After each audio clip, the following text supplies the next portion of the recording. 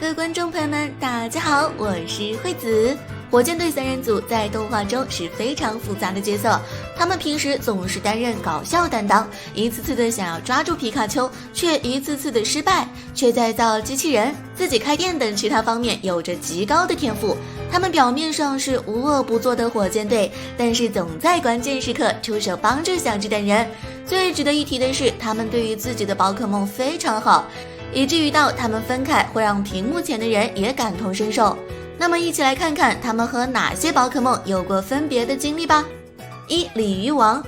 在无印15集，小次郎在圣特安努号上被鲤鱼王大叔欺骗，买到了所谓的产金子的鲤鱼王，其实就是一只普通鲤鱼王，精灵球上的金色也就是涂上去的。之后在圣特安努号沉没的时候，众人各自逃生，火箭队想用鲤鱼王脱困，可是他并不会冲浪，之后被小智等人所救。饥饿的众人想要吃掉鲤鱼王，结果却被告知鲤鱼王没有肉，气急败坏的小次郎一脚把他踢飞，抛弃了他。2. 大石花。小次郎在无印56集发现自己放在培育屋的口袋花进化成了大石花。大石花是第一只会咬小次郎的宝可梦，虽然它长得有点凶，也不怎么表现出感情，但是可以看出小次郎很喜欢它。在无印262集，小次郎被武藏强迫拿它和鲤鱼王大叔的口袋花交换，之后因为交换过来的大石花老是咬武藏，让武藏接受不了。鲤鱼王大叔这边也不喜欢大石花，于是他们双双将大石花放生，而刚好2只大石花在空中相遇，互相一见钟情。3. 双蛋瓦斯阿伯怪。这对难兄难弟都是武藏和小次郎的第一只宝可梦，他们在31集一起进化，并且离队时间也相同，这里就合并在一起介绍。在 AG6 集，火箭队的人遇到了被猎人捕捉的阿伯蛇和瓦斯蛋，看到同类的他们很伤心，于是武藏小次郎决定帮助他们，结果却被猎人阿龙发现并打飞。不过他们第2次成功放出了阿伯蛇和瓦斯蛋，但这时候阿龙派出了强大的班基拉斯，武藏等人知道不是对手，于是让阿伯怪和双蛋瓦斯保护他们离开，而三人组上前用肉体之躯挡住阿龙，给阿伯怪双蛋瓦斯拖延时间，这集非常感人，建议去感受一下。4. 剑子草。AG 84集，小次郎再次被鲤鱼王大叔欺骗，买到的风铃铃居然是一只剑子草，小次郎并不喜欢剑子草，就丢了。5. 大蛇背。无印67集，武藏在沙滩上收服了一只大蛇背，但是在本集大蛇被咬住了呆呆兽，共生进化成呆河马，武藏就这样失去了大蛇背。6. 毒粉蝶。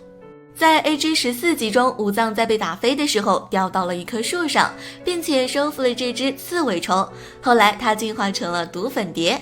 毒粉蝶之后成为武藏华丽大赛的得力助手。在 DP72 集，到了毒粉蝶繁衍迁徙的季节，他和一只异色的毒粉蝶邂逅相恋，但是他又不想离开武藏。武藏想到了自己小时候错过的初恋，于是让毒粉蝶追求自己的幸福，不要留下遗憾。但是看到毒粉蝶还在犹豫不决，武藏一咬牙直接踩碎了精灵球，这才让毒粉蝶铁了心离开。这一集也非常感人。7. 好坏星。小次郎在阿罗拉地区只收服了一只好坏星，因为小次郎中毒的样子很像他初恋，所以这只好坏星非常喜欢小次郎，也会用毒刺攻击他，甚至他会脑补出自己和小次郎结婚的样子。他的实力很强，甚至在联盟上击败了武藏的果然翁。在日月最后一集的时候，小次郎没有和好坏星告别，在他们睡着的时候将Z手环交给他，于是悄悄地离开。也许让他生活在故乡才是最好的归宿，希望新无印火箭队去阿罗拉再去看看他。8. 迷你 Q。 迷你 Q 是武藏在阿罗拉地区唯一收服的宝可梦，他对皮卡丘有着迷之怨念，看见皮卡丘就会冲上去对战。他是被武藏拿小次郎的豪华球收服的，平时他不怎么听话，除非遇到小只的皮卡丘。在日月146集，迷你 Q 听到了火箭队将要离开的消息，并且他料到小智等人也要走了，他去和皮卡丘最后打了一场，最后被小智救了起来，回来后他十分丧气，喵喵敏锐地察觉到了，得到了喵喵的安慰和鼓励后，他便振作起来，并且听了武藏的话，和川追熊和好坏心友好相处，等着火箭队的回来。这里肯定很多人都要问，好坏心和迷你 Q 应该不算被放生吧？其实我也是这么想的，但是百科上却已经将它们放在了被放生的宝可梦名单中，所以只能这样了。好了，我是惠子，咱们下期见。